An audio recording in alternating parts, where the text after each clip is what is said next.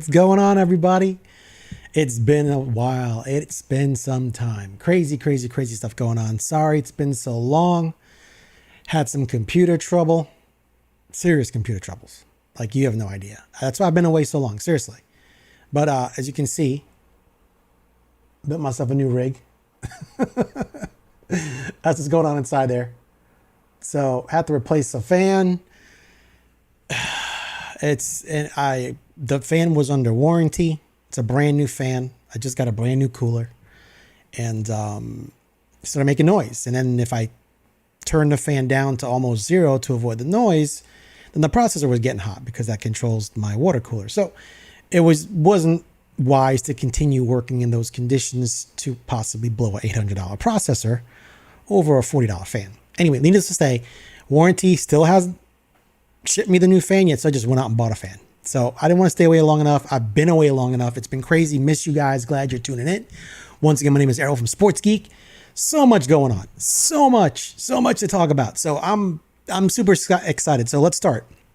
So kudos to the Yankees for giving me a big bag of shut the F up. Seriously, big bag of it. You know, like a satchel full, like a one of those it's a satchel, not a purse. Just a big bag of shut the F up. So they've done their thing. They've been winning games. They're beating teams that they're supposed to beat, and we can't ask for anything more. We can't ask for anything more than that. That's what we want the Yankees to do. As a fan, as a content creator, broadcaster, whatever you want to call me, that's what I want to see. And they've done that. And listen, hats off to the Yanks. I mean, that's what we invest our time, our love of the game, the sport, the passion, everything that Yankee fans put into, believing in this team, just trying to get things done right and get us back to the championships, right? Championships is a whole other subject, but let's continue.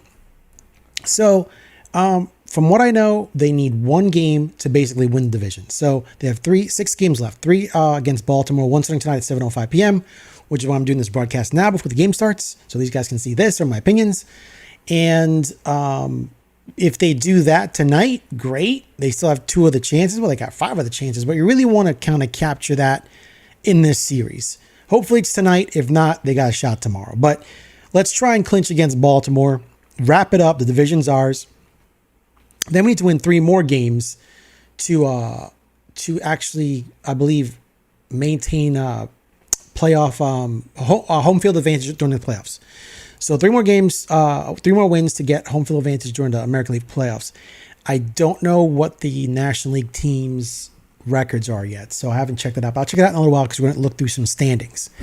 And then we'll see where the Yankees lie in standings. If it's going to be home field during just the American League or during the entire series, if they have the best winning percentage of all the teams. So that needs to be seen.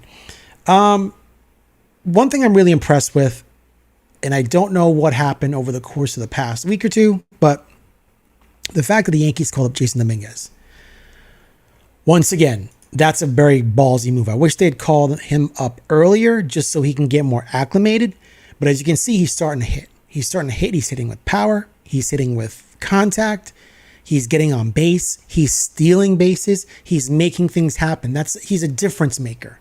The Yankees now have more speed. It's not just relying on Volpe alone. John Birdie's also back. So you got 3 speedsters on the team. When you have that, you can steal bases and put the pressure on the other team's defense. That's what the fans were asking for.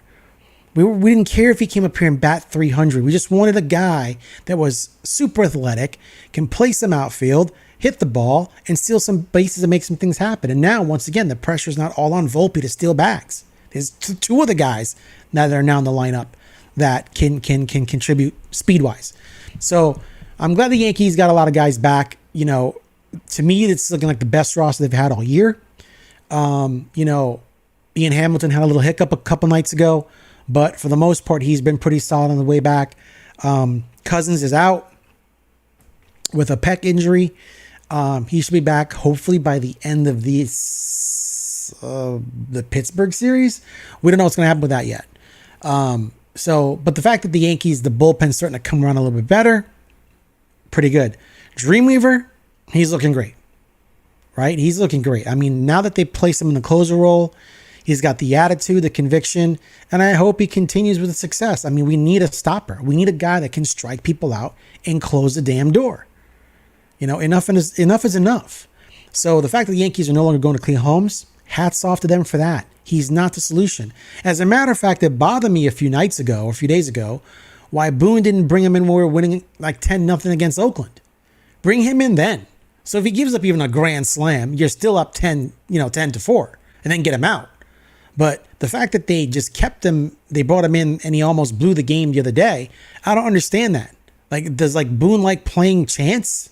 Is this Monopoly? What is going on with that? I don't understand that move at all. And it makes me wonder sometimes. I look at how Boone manages. I'm like, okay, that's a good move. And there's times he does some things that doesn't make any sense. Don't bring him in when you're trying to wrap up the division. You want home field advantage.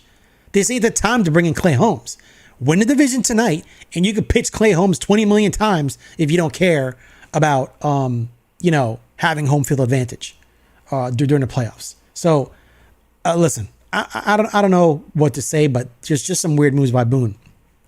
Let me see here. What else I want to talk about? Carlos Rodon. I've been looking at Twitter or X, whatever the damn thing's called. Can't stand that they changed the name. They're saying that Rodon is still, you don't know what you're going to get with this guy. Listen, guys, I agree. He can be a head case at times and pitch poorly. But let me ask you a question. Do you guys remember a Yankee pitcher who pitched not only for the Yankees, but also Toronto and also Boston?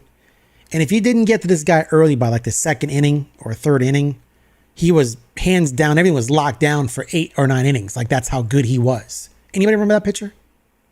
I'll give you 3 seconds. Okay. Roger Clemens. Roger the Rocket Clemens. Love him or hate him.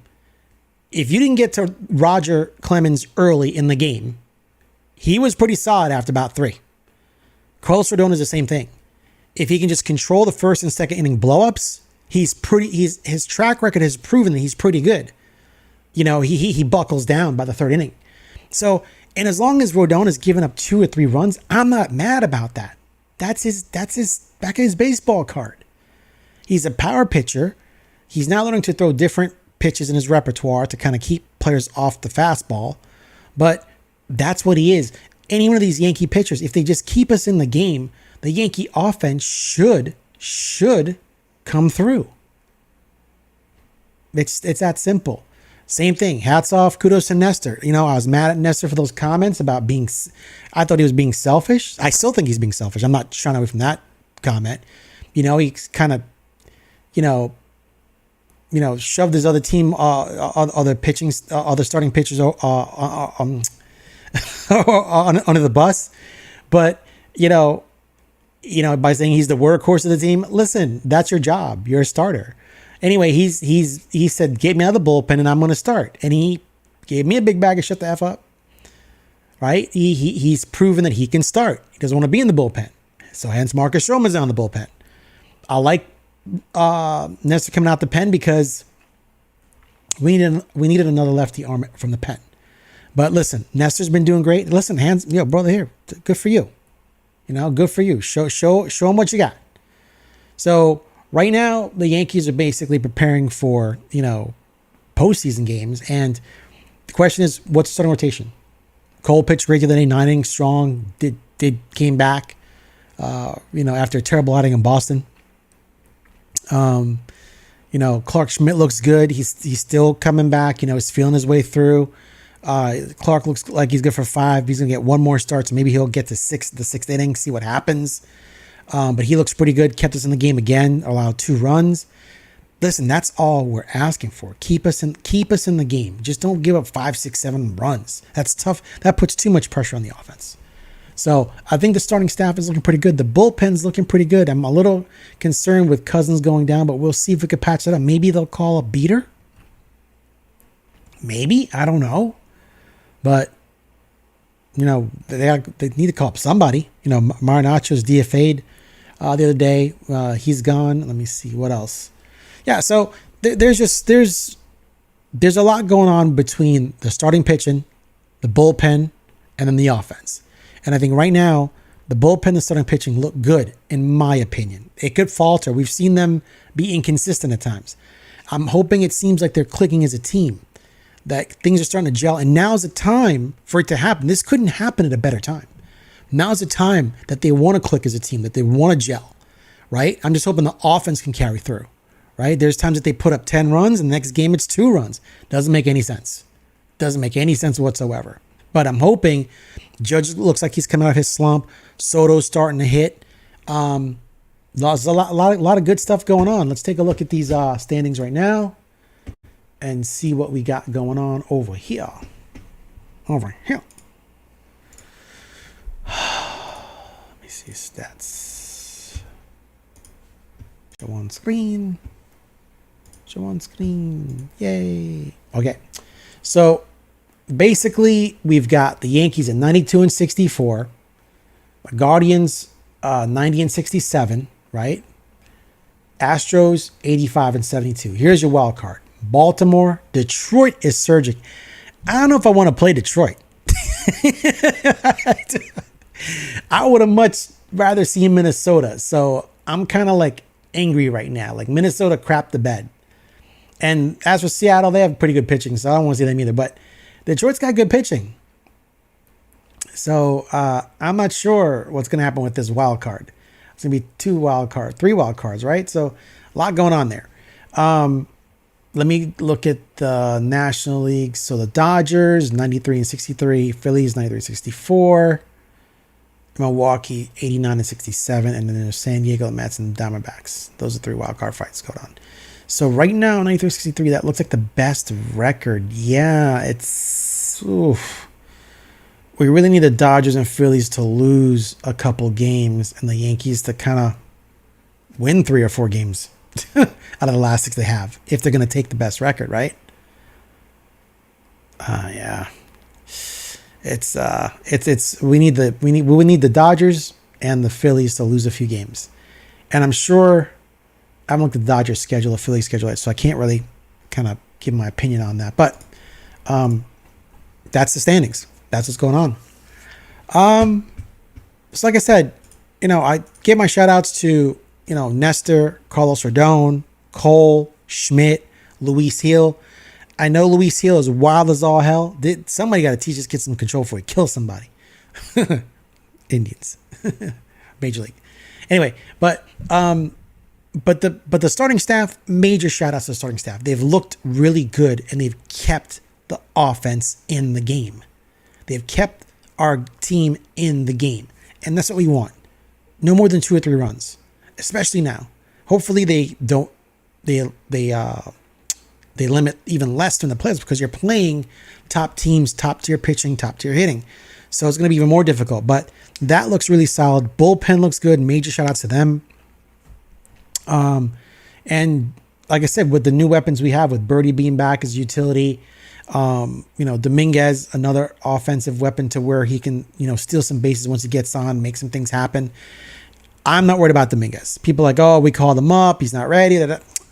Shut your cake hole. I mean, dude, the dude's young. Relax.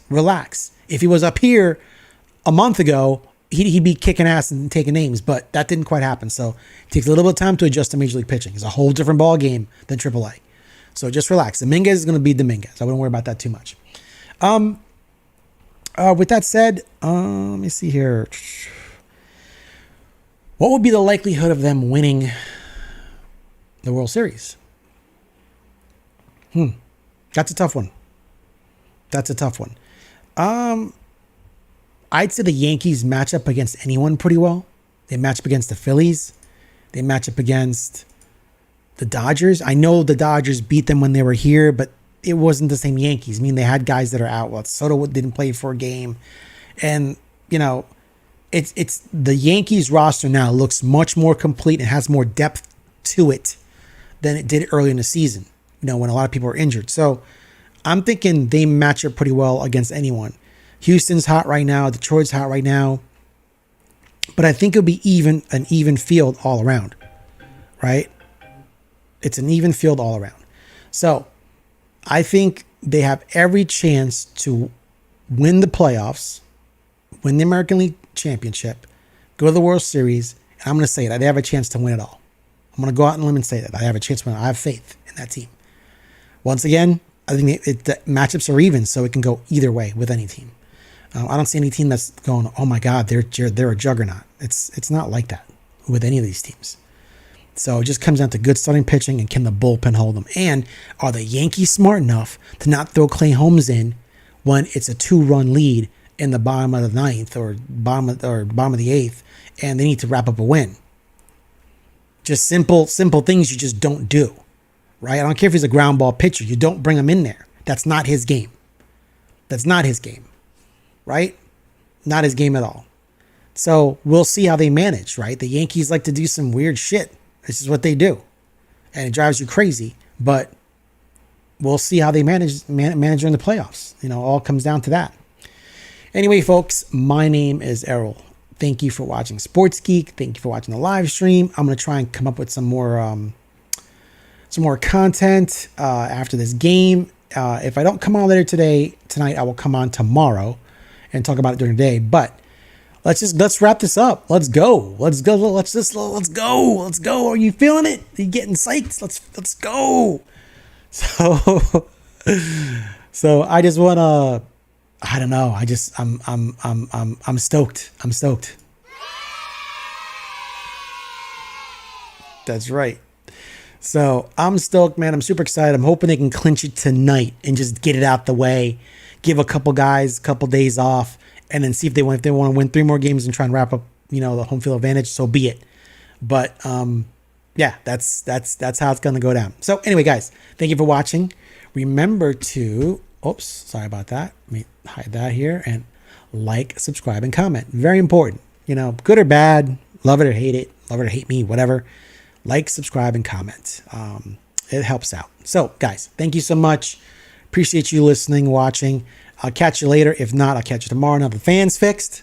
Everything's copacetic. All right, guys, have a good night. Enjoy the game. 7:05 Baltimore. Let's go, Yankees.